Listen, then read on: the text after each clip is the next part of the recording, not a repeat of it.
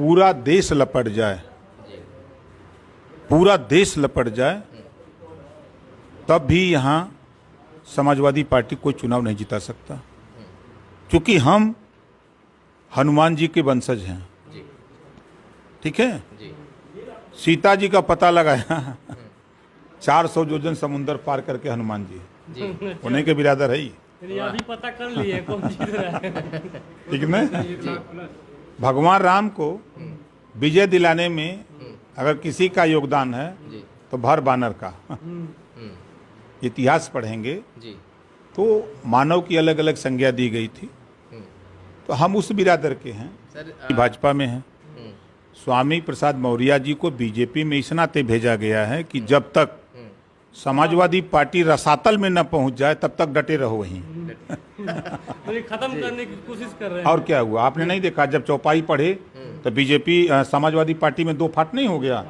अभी भी आज बयान उनका देखिए 2 फाट हो गया उनके यहाँ। उन्हीं के लोगों ने उनके ऊपर जूता फेंक दिया, उन्हीं के लोगों ने उनके ऊपर जूता फेंका है। ये सही है, जूता उल्टा फेंका तब का है, अब स्याही यहीं फेंके थे, कौन फेंका था? सपैया न थे। तो देखिए यहाँ आपको बता दें, गिनती में देख लीजिएगा 388 बूथ, गिनती कर लीजिए 388 बूथ पर एनडीए को कोई हरा नहीं सकता। 70%, 80%, 90%, 98% वोट एनडीए को मिलेगा। ठीक है, 76% पर 70%, 80%, 90% वोट सपा को मिलेगा। 66 बूथ है जिसपे एनडीए और सपा में कांटे की लड़ाई है। कहीं वो 10-20-50 वोट से जीत जाएंगे, कहीं हम 10-20-50 वोट से जीत जाएंगे। 26 मंत्री, 2 डिप्टी सीएम, 50 से 60 विधायक, कैसे टक्कर दिया समाजवादी पार्टी के नेताओं ने?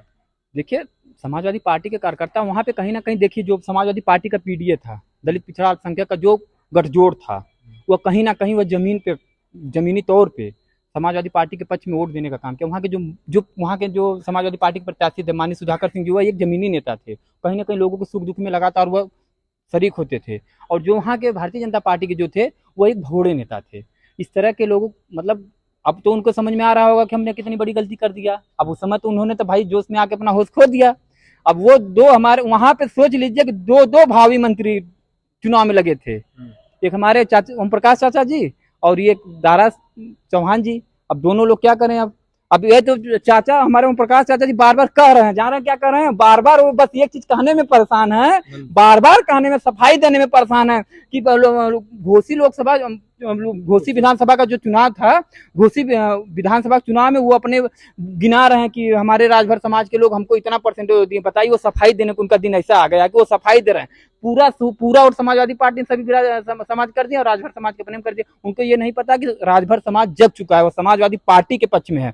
आज ये लड़ाई, आज जो आने वाली जो लड़ाई है, संविधान बचाओ, संविधान बचाने की लड़ाई है, लोकतंत्र बचाने की लड़ाई है। संविधान बचाने के लिए जो लोग संविधान के साथ हैं, वो इंडिया गठबंधन के साथ हैं। अखिलेश यादव का जो नया प्रयोग था, जिस तरीके से अखिलेश यादव ने पीडीए, आपने कहा ना, लेकिन पीडीए से हटकर जिस तरीके से जो ठाकुर की राजनीति है उस पर प्रयोग किया और वो प्रयोग सफल रहा, क्या 2024 में आप सभी को लेकर साथ चलेंगे?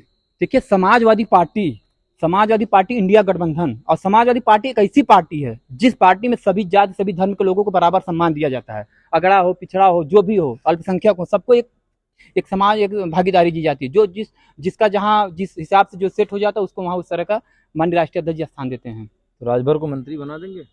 अरे भाई, चाचा जी तो हमारे इतना बोल रहे हैं, उनके तो बेटे भी तो तैयार हैं मंत्री बनने के लिए। देखिए, वही चीज है ना, वो नहीं जानते भारतीय जनता पार्टी है। वो जान गए, भारतीय जनता पार्टी के लोग जान गए कि चाचा जी, ओम प्रकाश चाचा हमारा बाजा बजाने के लिए आए हैं, जो वादा किए थे उसको पूरा करने के लिए आए हैं। कहीं ना कहीं उसमें सस्पेंशन हो गया, अंदर उन लोगों के अंदर खलबली हो गई है कि कहीं ना कहीं इस तरह से, ये तो पिछली बार जितनी वहां भारतीय जनता पार्टी वोट पाई थी, उससे भी वोट घट गया है। इनके आने से वोट और घट गया। जहूराबाद से क्या इस्तीफा देंगे? दे देना चाहिए, लेकिन देंगे नहीं। इसलिए देखिए, देने की बात यह है कि जैसे चाचा जी कह रहे थे जाने के बाद कि समाजवादी पार्टी की जो भी सीटें आई थी हमारे दम पे आई थी, हमारे वजह से आई थी, सारी चीज कह रहे थे ना बार बार कि हमारी चीजें हमारी वजह से आई थी। लेकिन अब क्या हुआ? अब सामने आ गया, प्रत्यक्ष प्रमाण हो गया। इसलिए वो जानते हैं कि अब उनका धीरे धीरे जो फ्यूज बल्ब हो चुके हैं, इसलिए वो अपना केवल वहां पे वो टोटल इंडिया गठबंधन में ट्रांसफर हो गया है। वो केवल वहां पे जाके गुमराह कर रहे हैं लोगों को। ओम प्रकाश राजभर दगा हुआ कारतूस है क्या, जो पोस्टर लगा? देखिए पोस्टर जो लगा है, देखिए चीजें क्या, जिस चीज को लेके वो राजनीति करते थे, आज वो लोग उनको समझ चुके हैं, उनके झूठ को समझ चुके हैं, उनके फरेब को। हम कह रहे हैं कि आज माननीय ओम प्रकाश जी बार बार कह रहे हैं कि हमें मंत्री बनने जा रहे हैं, मंत्री बनने जा रहे हैं। वो क्यों ये नहीं कर सकते उनकी पार्टी के कोई कार्यकर्ता को मंत्री बना दें? ये नहीं कर सकते हैं? अपने समाज के किसी को मंत्री बना दें। भाई उनके भी समाज के तो उसमें होंगे कि नहीं होंगे? उनको क्यों नहीं बना देते? उनको भी तो बनाने के लिए कहना चाहिए। नहीं कह रहे हैं कि अरे हम मंत्री, अभी हम उनका कल इंटरव्यू देख रहे थे कि बीजेपी के मालिक विपक्ष वाले हैं कि हमारे अमित शाह जी हैं, कई नाम गिना रहे थे। तो हम जिस नहीं जम रहा क्या? देखिए योगी जी आप बताइए कि अब कहे थे बाजा बजा देंगे, अब कहे थे मंदिर भी भेजने के लिए बात कहे थे। अब योगी जी बाबा जी इतना समझदार है, समझ रहे हैं इस चीज को कि कहीं ना कहीं अगर हम इसमें अगर फेल हो गए तो कहीं ना कहीं हमारा भी इसी तरह का हो जाए। ये करें दिल्ली के नेता हमको मंत्री बनाएंगे, यूपी के नहीं। योगी मंत्रिमंडल में शामिल होंगे तो योगी की भी तो भूमिका होगी। हम कह रहे हैं कि वो मंत्री बनने के इतना उतावले क्यों हैं? कि समाज की राजनीति लेके करते हैं, उस समाज किसी एक कार्यकर्ता को मंत्री बनवा दें, नहीं बनवा सकते हैं भाई। अगर संघर्ष तो रहा ओम प्रकाश कर रहे हैं ना।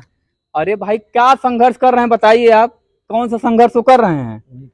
कौन सा संघर्ष वो कर रहे हैं? लगातार झूठ बोल रहे हैं, झूठ पे झूठ बोले जा रहे हैं। ये भी तो संघर्ष है। क्या संघर्ष है बताइए आप? झूठ बोलना भी तो संघर्ष है भाई। आप भी तो अजीब बात कर रहे हैं पत्रकार महोदय।